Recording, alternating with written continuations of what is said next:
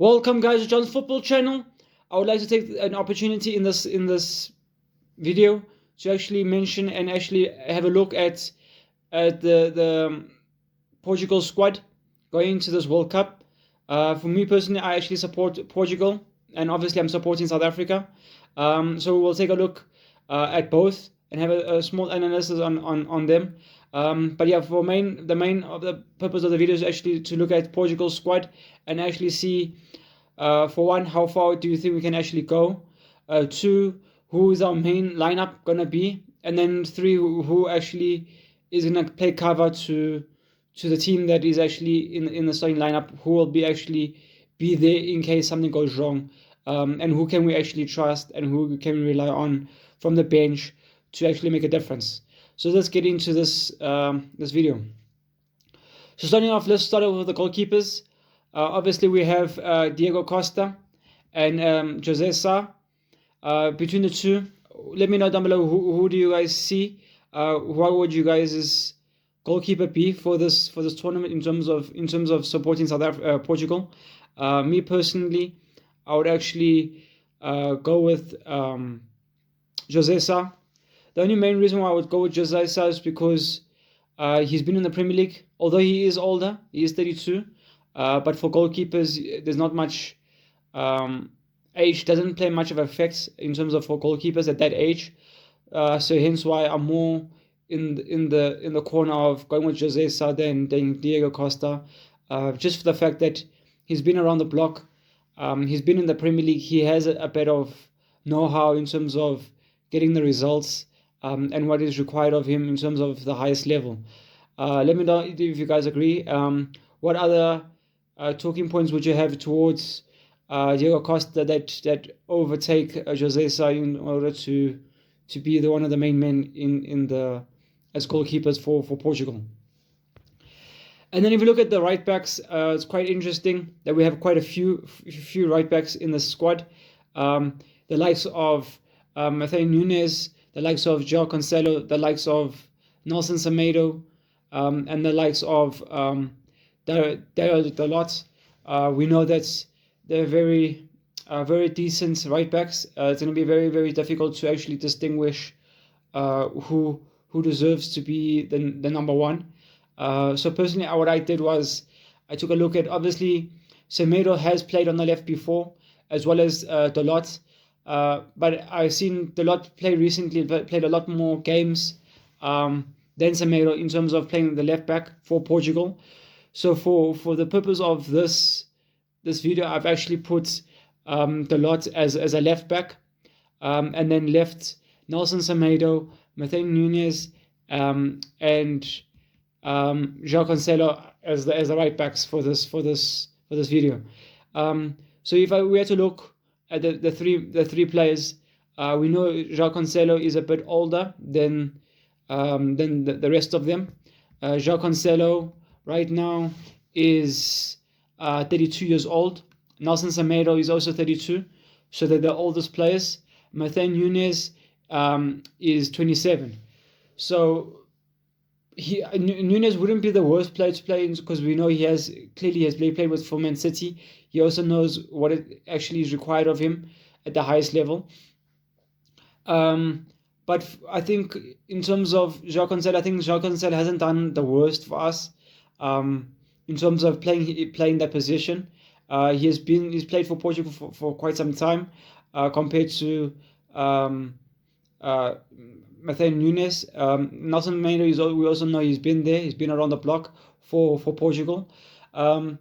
So for me personally, I would actually edge with going with João Cancelo for this in terms of starting the starting lineup, and then probably going with Matheus Nunes as the second right back, and then Nelson Semedo as the third, in case something goes wrong.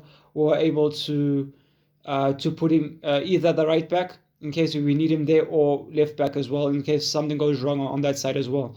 But I think in terms of the right back, we've really covered. We've got probably three to four right backs for Portugal. So it's not like we have to worry about bringing any other player from Portugal on a plane back to in order to to play in the World Cup.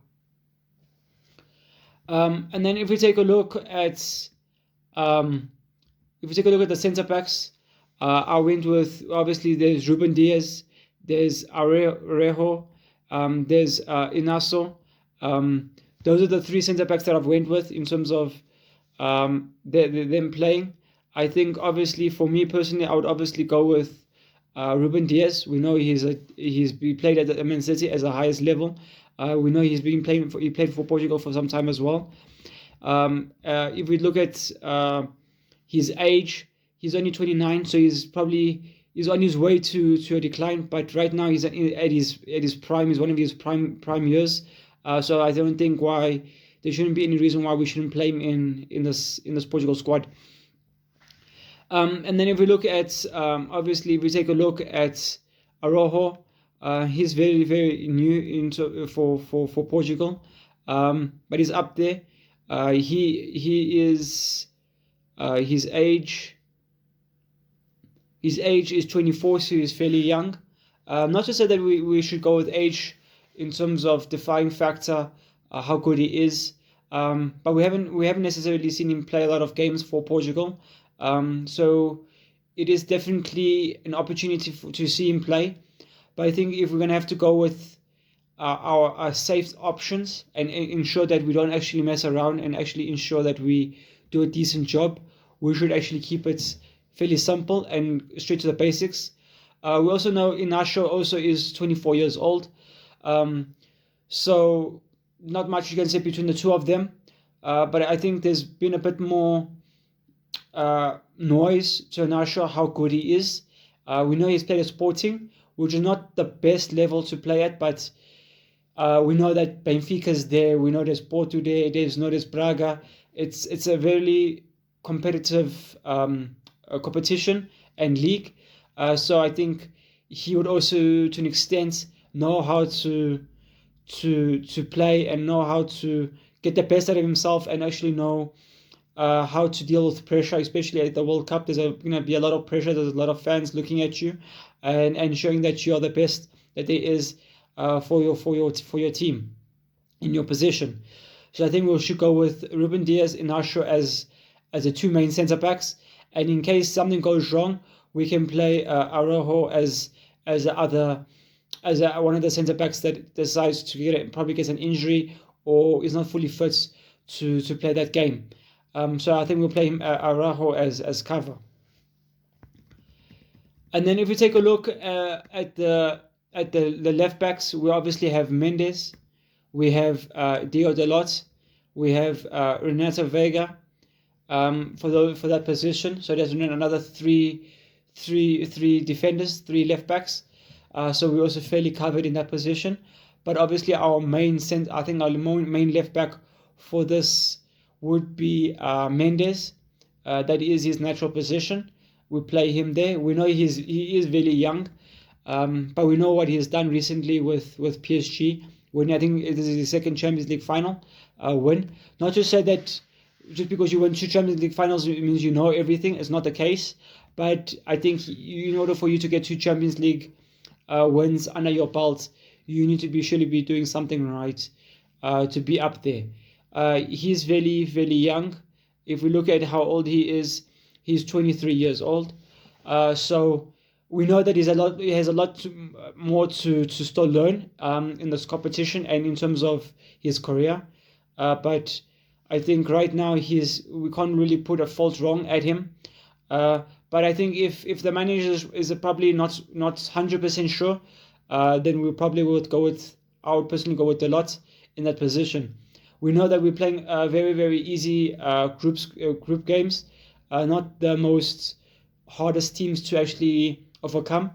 So me personally, I'll play with Nunes Mendes and actually see how does he play, how does he gel, does he fit like a glove, and then if there's any rumors for opportunity to make a sub or for the next game, I think that we can actually bring on Diego Dalot and actually see what he can do in that position.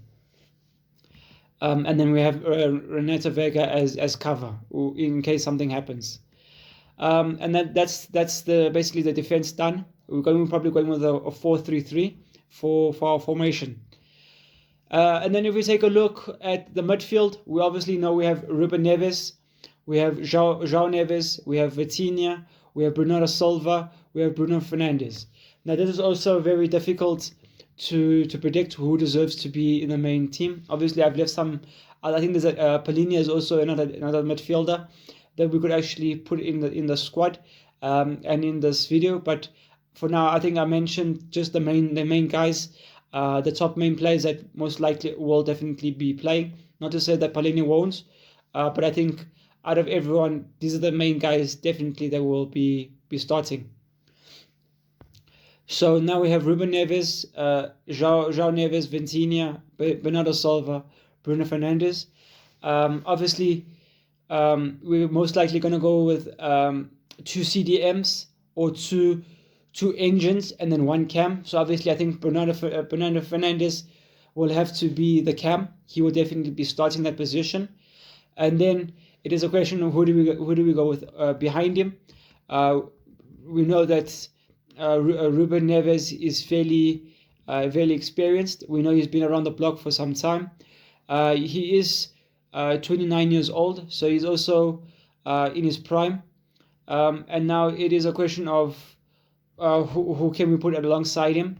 I would personally go with him. And then it is a question of, do we probably play Bernardo Silva? Possibly, I think we probably play Bernardo Silva because I think most players underrate Bernardo Silva, especially also with Man City. We see him, I don't know, he's just a small player. But when you actually get a chance to see how he is and how he gels with the team, you don't actually notice him doing anything wrong. You actually see him actually improve the squad. He's very, very quiet in terms of you actually have to look at him in terms of and try to find him when he plays. And when the commentators actually mention him, you can actually see, wow, this guy is actually doing stuff with the football. So I think we should actually play him, Bernardo Silva, Ruben Neves right next to each other, and then Bruno Fernandes right just ahead of them in order to cement the midfield. We know that João Neves is also there. Vitinha is also there. Another 2 top midfielders. João Neves, yes, he has played for PSG. Yes, he has done well as well. But me personally, I think he's fairly young, and I think we actually need to give him opportunity to sit on the bench and actually analyze and actually probably come off the bench when it's his time. Obviously, you can't just turn great players, small players into great players overnight. I think with some youngsters, you actually need to build them, starting off the bench here and there, give them some game time, let them grow, and let the older, more experienced players actually teach them as to what they need to do and how to go about playing the game, especially when it gets tough, especially with the other big teams in this competition. And then probably Vitinha will probably interchange between either Bernardo Silva, because we know that Bernardo Silva these days can't most likely last the full 90 minutes. He is getting older, as well as Ruben Neves. He is 29. Not to say that he can't, but I think also it actually is a good thing, because now you can tell your midfielders, hey, listen, go and do everything. Go and basically kill yourself. Go and put everything leave everything on the field. Whenever you're ready to come off, we can either bring Vitinha on or João Neves to take your spot and actually continue the momentum and actually continue the strength of the squad, and actually know that bringing these players on will actually help the team push through and actually keep the fight whoever they're actually going against. And then if we take a look at the strikers' positions now, also another difficult one. Obviously, if we look at let's look at if we look at the main the front three, we obviously know we have Ramos, we have Francisco Conceição, then we have João Felix, we have Francisco Tianco, we have Pedro Neto, we have Rafael Leao. And then we have Guedes, and then we have Cristiano Ronaldo as well.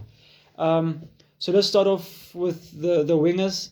The wingers probably, for this thing, I would probably go with Pedro Neto for one. I think he's not the best. We can clearly see from Chelsea in terms of dribbling. He's not the best in terms of crossing as well, but he does have pace on him. So I think in terms of going past his man, I think he can do that. He can beat his man. It is a question of can he turn that phase of going past your man, can you actually turn it into something useful for your teammate, like the likes of Ramos, Felix, or Rafael Leao, or Bernardo Silva, or whoever's in the box, in order to put the ball in the net. So I think I would go with him. I think he is one of the main guys for this Portugal squad. There's not many other players that you could actually. There is Guedes. I suppose maybe Guedes could actually overcome him.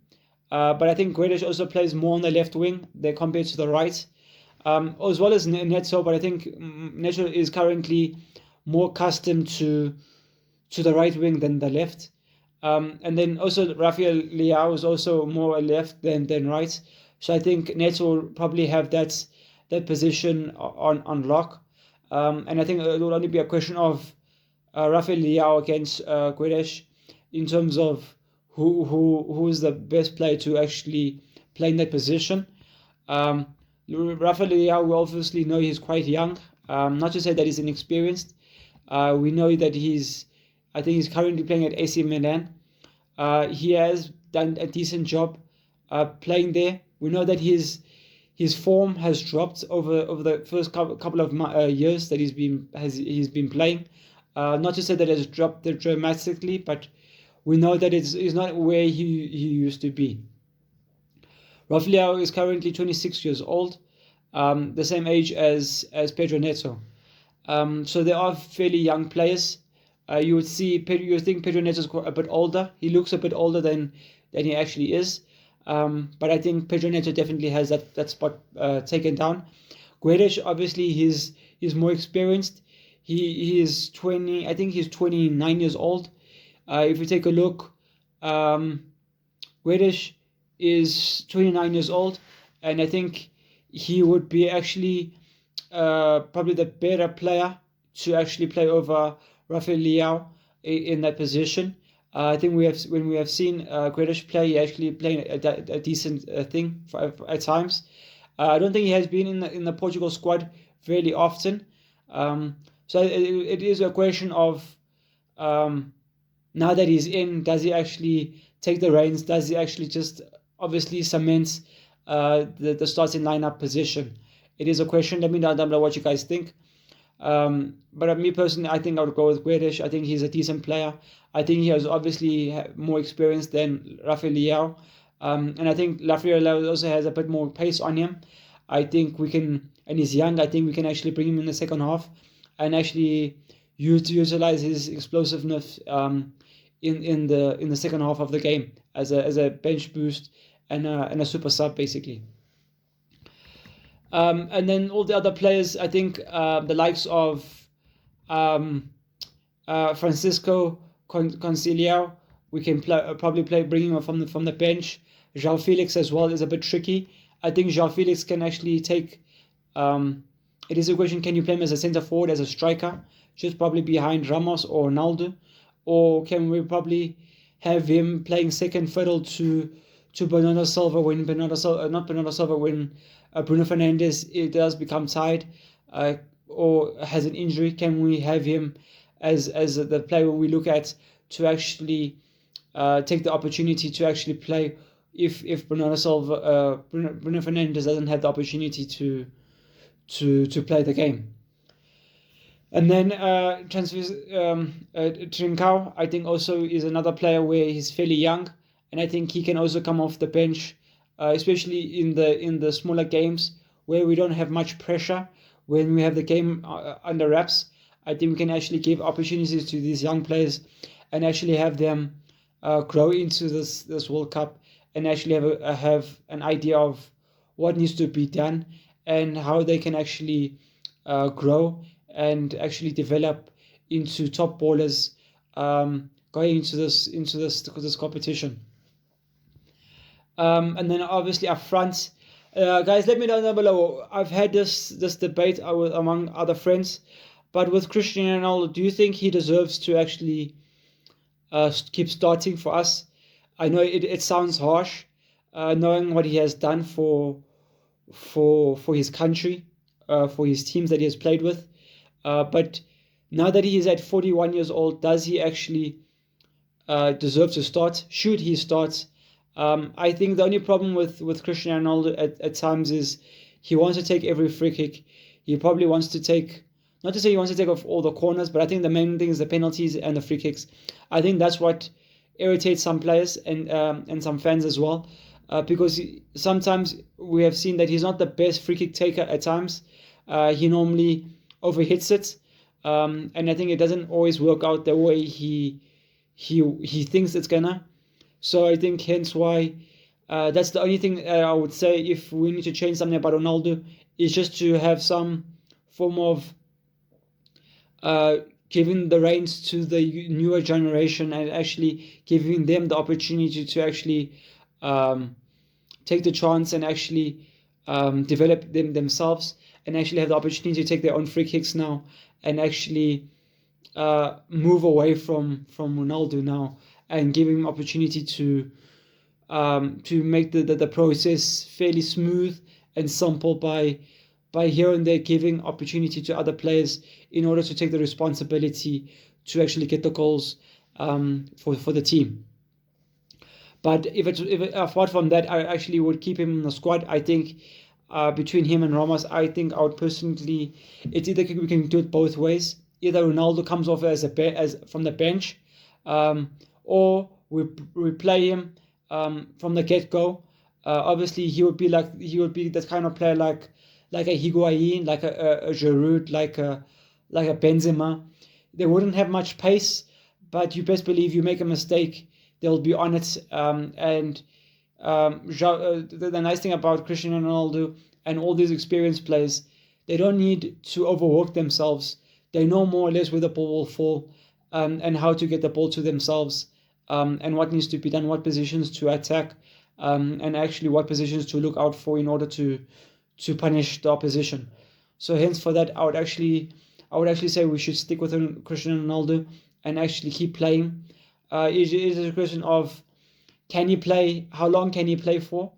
I would actually start him and probably go into the second half, probably around 60th minute. Start thinking about bringing on Ramos and let him finish the game. At least at that stage, the defenders will be fairly tired, fairly fatigued at that point, and hopefully Ramos will be able to exploit the defense a lot better and actually get an advantage over the defenders that he's playing against. So yeah, guys, let me know down below what you guys think of this video in terms of going through the starting lineup. That would be my starting lineup for Portugal going into this World Cup. And I just want to mention for South Africa, it was very, very disrespectful from what they did in terms of the visas, not to allow everything to be ready and set for the team in order to go to the World Cup, knowing that everyone is there. I mean, how can you leave your one of your top security members? How can you leave your assistant coach behind? So it's very, very demoralizing as a South African fan as well, knowing that you're going into these kind of competitions, expecting to do your best, and now you can't even rely on your own country to actually do a job and actually do their part to actually help you in order to achieve something in this competition. So I would like to just comment on that. Luckily, most likely what I hear, everything is sorted, but it was very, very heartbreaking to hear as to what exactly happened from that point of view. So yeah, guys, this is my video. This is my starting lineup for Portugal. Please comment down below what you guys think. What would you have done differently? Who would you start? Who would you bench? Please comment down below, and please leave a like, comment, and subscribe. And peace.